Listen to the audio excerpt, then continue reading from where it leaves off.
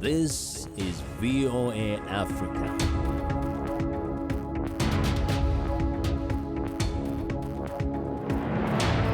Hello, I'm Esther Githui-Ewart. It's Wednesday, April 21st. Welcome to Africa 54. We continue to work remotely because of the COVID-19 pandemic. But what hasn't changed is our commitment to bringing you the latest and most important news from the African continent and around the world. This is today's Africa 54. We begin in the United States, where former Minneapolis police officer Derek Chauvin was found guilty on all three charges of murder and manslaughter nearly a year after he kneeled on George Floyd's neck for 9 minutes and 29 seconds. Esha Sarai has the reaction on the ground from Minneapolis. And the fight continues on! The Hennepin County Courthouse, the site of protests for weeks as a jury heard arguments in the murder trial of Derek Chauvin, became a gathering place for celebration and healing after Tuesday's verdict. I love to see my black people out here. I love to see everyone out here with us, standing with us. I just don't know what else to say. Black lives that matter, hip! It was the right verdict, it was on time, and it was precise. We all wanted all three charges, and that's what everybody got. And everyone out here, as you can see, we all felt the same way, no matter what walks of life, no matter what you look like. Guilty is what we wanted, and that's what we got. At the White House, President Joe Biden, alongside Vice President Kamala Harris, called the guilty verdict a step forward and urged the passage of police reform legislation as part of a march towards justice in America. We have to listen. I can't breathe. I can't breathe. Those are George Floyd's last words. We can't let those words die with him. Demonstrators took to the streets in celebration of the verdict of the Chauvin trial here in Minneapolis, but many say that work remains to be done, including in the case of Daunte Wright, who was shot and killed by police here last week. Daunte Wright is next. Justice for Daunte Wright. To be perfectly honest, it's only one. The fight isn't over yet, though. Like, mind you, we're partying and having a great time, but we still have Kim Potter we have to deal with next.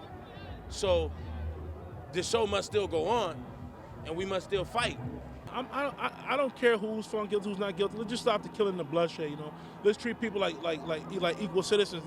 But for now, many are hopeful that Tuesday's verdict, what rights groups say is the first time the state of Minnesota has convicted a white police officer in the death of a black man, is a turning point for racial justice in the United States. Esha Sarai, VOA News, Minneapolis. Even with Derek Chauvin's convictions, community organizers and police alike expect protests to continue over how police are said to treat communities of color. VOA's Elizabeth Lee explains why. Protests in Minneapolis have been taking place for days before the verdict. 12646. Found guilty in the death of George Floyd, an African-American man, is Derek Chauvin, a white former police officer. Find the defendant guilty. Despite the verdict, demonstrations are expected to continue, says Los Angeles pastor Najuma Smith-Pollard. There is no satisfaction in any of the guilty charges. Satisfaction would be George Floyd still being alive. Many businesses have been boarding up, fearing a repeat of the riots that took place last year after the death of George Floyd. Certainly that's a possibility. Certainly those are things that people are, weary of. And if that happens, even to some degree, that can be expected because people are angry. In law enforcement, we knew there would be riots, no matter what the verdict was. Retired police sergeant and spokesperson for the National Police Association, Betsy Smith, says people's emotions are fueled by the media's portrayal of justice. I believe that a lot of the legacy media in the United States perpetuates this distrust of the justice system and helps people to completely misunderstand how our system works. Smith says the portrayal of law enforcement among some media outlets in the U.S. has been unfair. Many media outlets and activist groups who have said that Derek Chauvin is the face of American law enforcement. He's not, and that's not how our justice system works. Imagine if we did just the opposite. Every cop killer who was on trial for murder, if we said, oh, this cop killer is the face of African Americans, and this cop killer is the face of Caucasian Americans. This cop killer on trial right now is the face of Asian Americans. We don't do that because that's not our system. But members of the Black Lives Matter movement and Smith-Pollard say there is a deeper problem of racism in the country. Because it's really not about just Chauvin the person. It's about an institution that is filled with racism. What do we do? And that's why Smith-Pollard says people will continue with protests and conversations about the deep divide on the issue of racism in the U.S. Elizabeth Lee, VOA News. Leaders of the Transitional Military Council leading Chad after the sudden death of President Idriss Deby are promising to hand over power to a civilian government. The council's vice president addressed diplomats Tuesday after the president's son, General Mahamat Idriss Deby, signed documents as he assumed temporary leadership of the Central African nation. Les forces de défense et de sécurité. The defense and security forces are not seeking to seize power. We would like to reassure that the members of the Transitional Military Council will hand over power to a civilian government after free and democratic elections within 18 months. Deby's death came hours after he had been declared winner of an election that would have given him another 6 years in power. The military said he died of wounds suffered during a visit to frontline troops battling a rebel group. The circumstances of how that happened are unclear. Meanwhile, observers questioned whether constitutional provisions were not followed, and because of that, the military handing over power to Deby's son is tantamount to a coup. The U.S. State Department offered condolences to the people of Chad and said the United States supports a peaceful transition of power in accordance with the Chadian constitution. The death toll from violence last week in Ethiopia's northern Amhara region has risen to at least 50, according to residents. There has been tension in the area between the country's two largest ethnic groups, the Oromo and Amhara. Footage from the state-run Amhara Media Corporation showed thousands of people taking to the streets of Amhara's regional capital, Bahir Dar, and other towns on Tuesday to protest against the killings.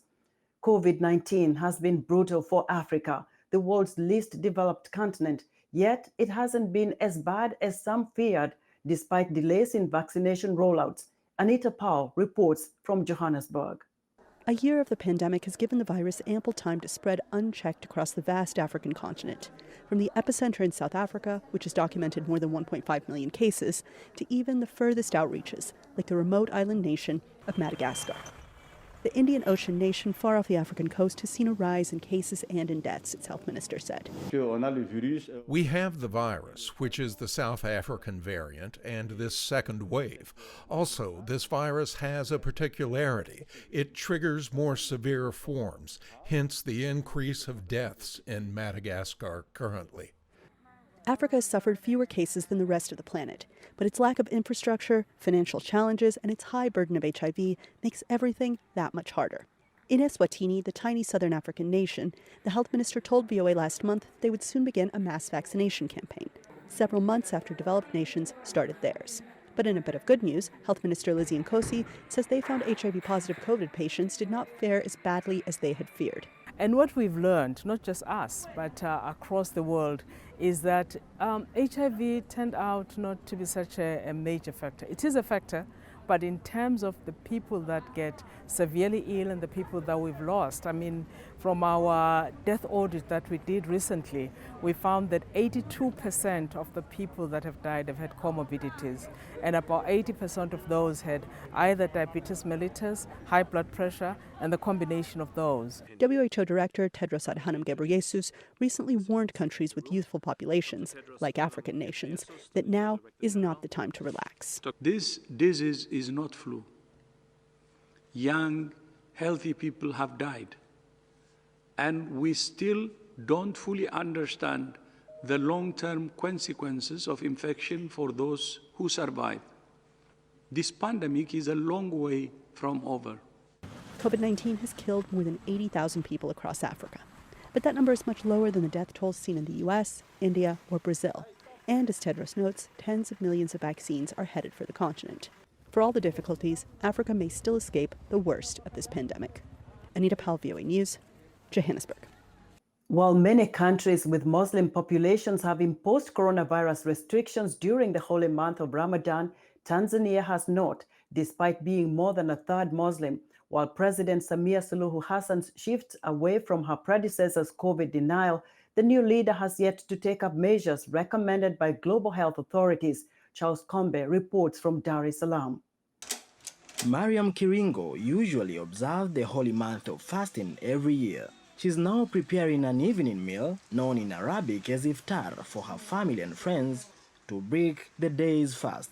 Kiringo believes that being able to get together during this period, despite the coronavirus pandemic, is lucky. Honestly, we thank God we get an opportunity to join together with relatives in eating iftar.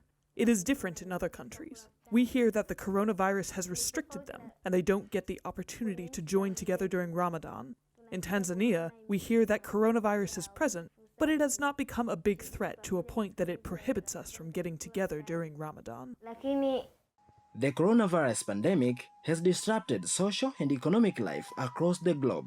But in Tanzania, everything seems as normal as it used to be, with few people observing social distancing or wearing face masks. Despite the presence of the virus, Muslim leaders say they are continuing to hold prayers and teachings at mosques. We have directed all our issues to God, and He helps and protects us against this coronavirus disaster. Regarding religious teachings, they are also going well. There are many people coming in because they fear God and they need blessings and favors from God. Tanzania stopped counting COVID-19 cases in May of last year, with then President John Magufuli declaring the country free from coronavirus. Now, what do worshippers think about the infections? Rumors about coronavirus now have decreased to a large extent, and Tanzanians are now talking about other issues.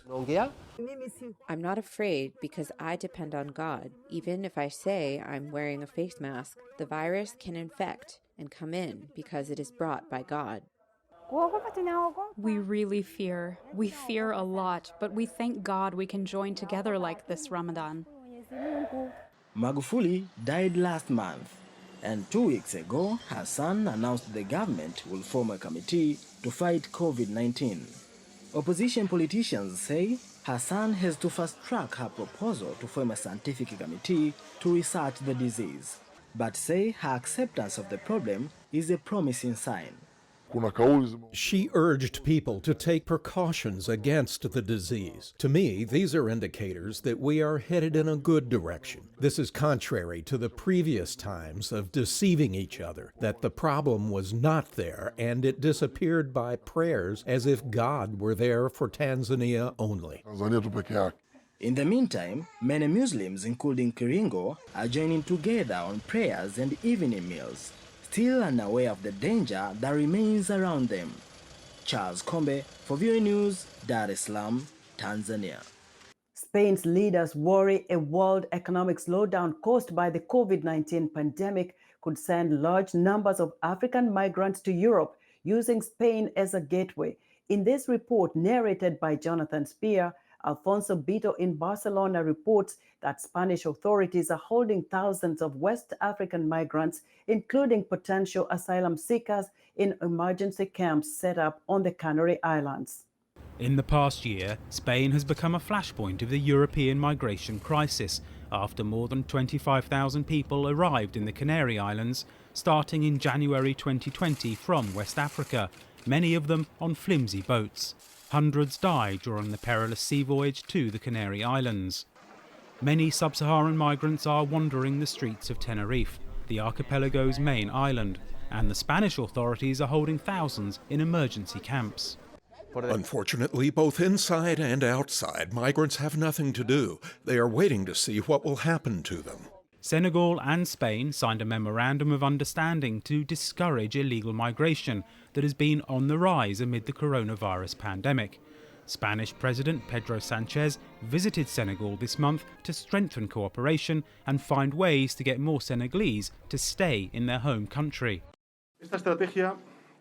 This strategy has a priority objective, which is the management of the migration phenomenon so that it is safe, orderly and regular. The objective is to avoid the loss of human lives, and also we cannot allow their fundamental human rights to be violated by criminal organizations. Spain wants to carry out repatriation flights to deter those who are thinking about making the dangerous sea journey. The lack of tourism and low yields in fishing caused by pollution and overfishing are among the conditions pushing many young Senegalese to emigrate to Europe. Like Doudou Miang, a fisherman from Senegal who now lives in Barcelona. He travelled through the Canary Islands on a boat with 17 people on board. He blames exploitation by outsiders for the conditions that made him leave his homeland.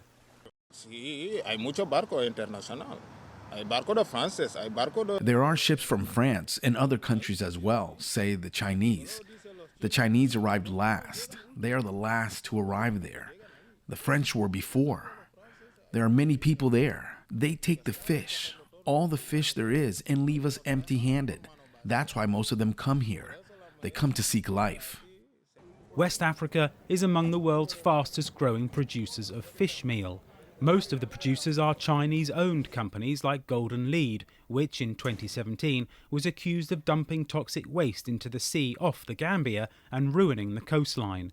The result is a loss of hope and resentment. They are only there to take advantage of the little good we have, to take to their country. Driven from their homeland by the lack of opportunity, many end up in Spain picking crops or peddling fake designer handbags on Spanish beaches, a scenario Madrid wants to avoid as it worries about unemployment in the wake of the pandemic. Senegal and Spain have agreed on a programme with a series of educational initiatives to encourage young Africans to come to Spain to train for useful jobs for the Spanish economy in the future. For Alfonso Beato in Barcelona, John Spear, VOA News. Let us know what you think about Africa 54. Join the discussion on Facebook. Our address is Africa 54. We're also streaming our broadcast live on Facebook.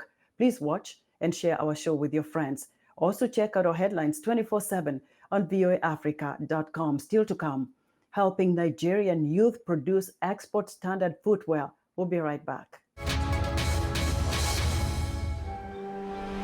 Hello, welcome to Straight Talk Africa, live from the Voice of America headquarters here in Washington. I am Shaka Sali. Straight Talk Africa, we call it like it is. We discuss issues that reflect the interests of our audience without fear or favor. We are guided by facts, and I look at myself as a servant of nothing but the truth.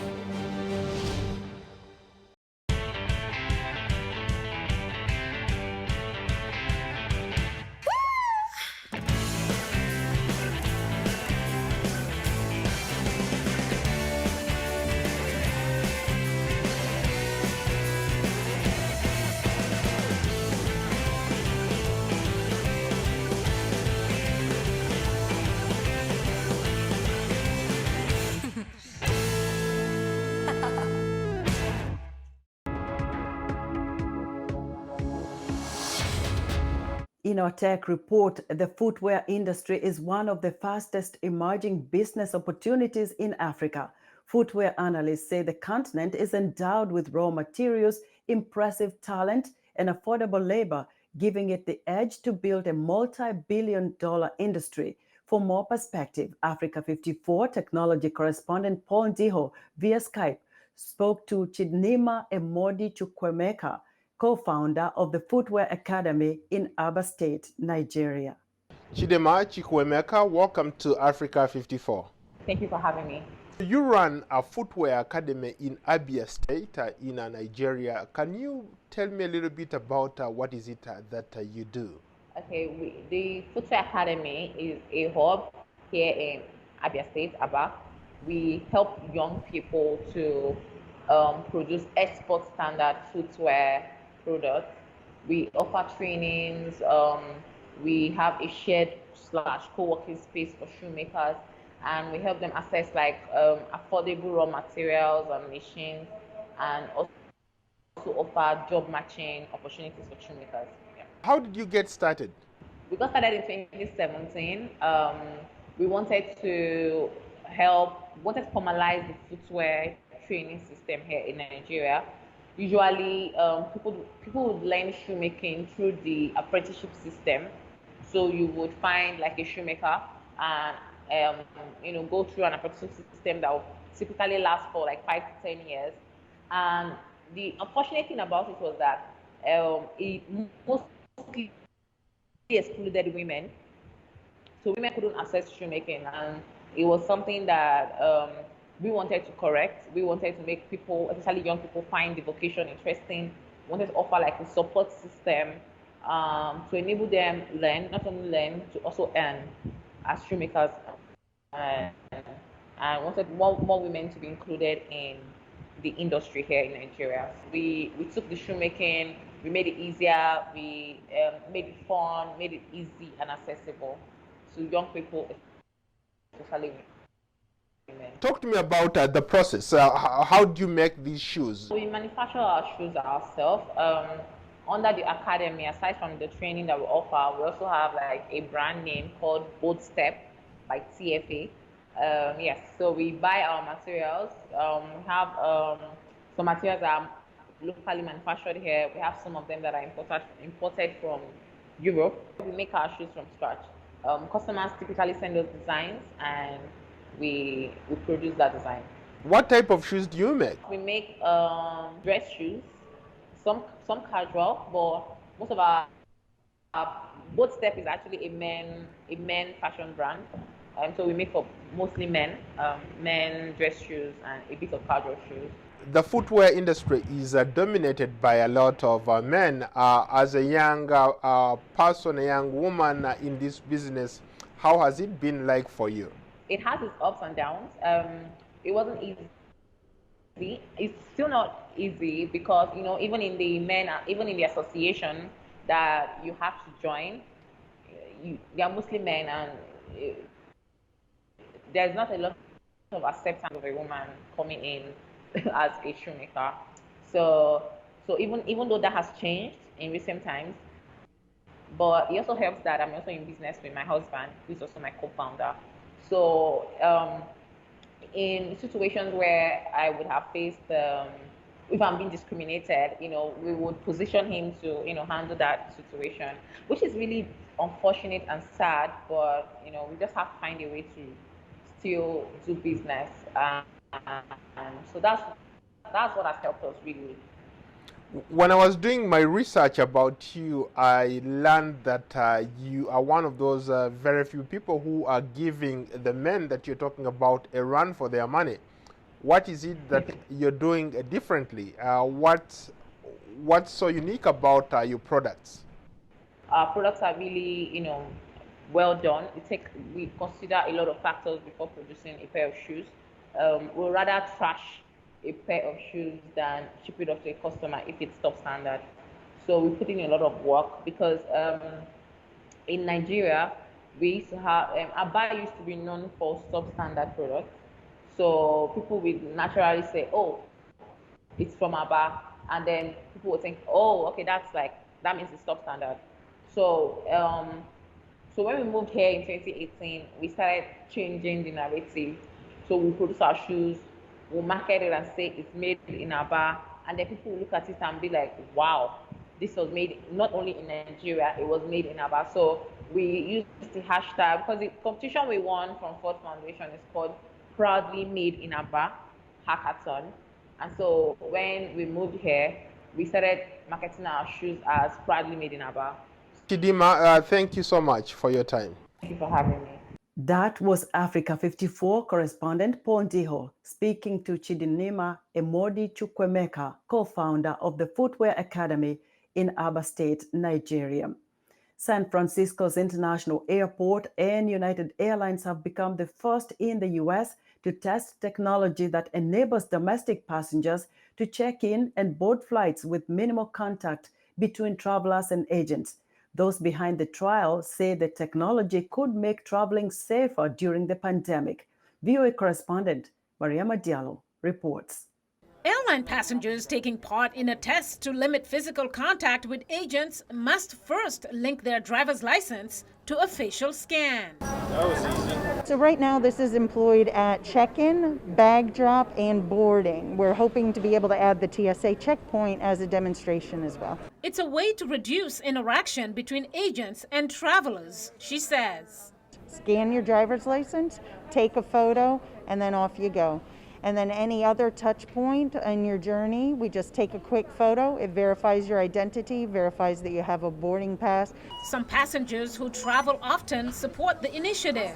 Well, I fly a great deal for business, 150,000 miles a year, so I do this pretty regularly. So anything that saves me a little bit of hassle makes the whole process a lot more efficient. It will be an awesome procedure if it goes through and makes life easy for everybody. Customers who are participating in our SmartPath biometric boarding trial. The technology developed by Switzerland-based SITA already exists for international flights at other airports around the world, including Athens, Beijing, and Doha. But this is the first time it's being tried for U.S. domestic flights. What we've been able to do now is look at how do we bring this to the domestic travelers, which represents 80% of the market in the United States. The company says in addition to increasing safety during the pandemic, it can also potentially cut down on long airport lines. There are definite benefits to the technology. It certainly seems more convenient, certainly less human interaction. But Justin Brookman, Director of Technology Policy at Consumer Reports, says there are also concerns. One, I think, is around security and data breach. We've all seen, tons of stories around databases being hacked. And the problem is that if the biometric database gets hacked, you can't exactly get a new face or a new fingerprint. There have definitely been instances of biometrics being spoofed, fingerprints, many examples of people being able to do it relatively easily, but also facial recognition as well. He also expressed concern about the impact of biometric tracking on people's lives in the long term. Meanwhile, to address privacy concerns, the firm says passengers' information is stored locally at the airport and is automatically deleted after flights. Mariama Diallo, VOA News.